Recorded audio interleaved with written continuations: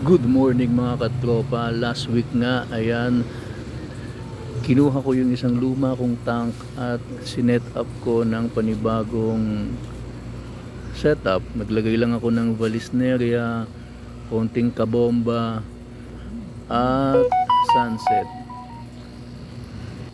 Kung mapapansin nyo, napakalabo pa ng tubig niya kasi ang gamit natin na substrate dyan is river soil.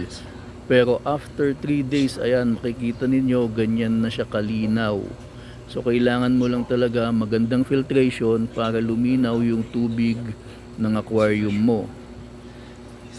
So makikita nyo, dalawang sponge filter ang ginamit ko diyan sa aquarium na yan. Naglagay din ako ng driftwood na makikita nyo, meron na siyang mga konting mga algae para yon sa mga isda natin at fry. Kasi ang bala ko talaga dyan, lalagyan ko ng mga fry go out.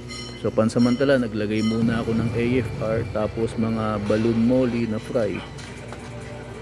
Meron din pala akong pennyworth dyan sa sa tank na yan. Hopefully dumami sila. Tapos dwarf hillgrass.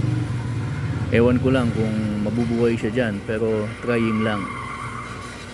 Yan, makikita nyo yung mga fry ko ng PKBM o Platinum King Balloon Molly na hinalo ko nga sa mga AFR na pair. So after a week, ayan na siya ngayon. Makikita mo na napakalinaw na ng tubig niya. And sana magtuloy-tuloy yan.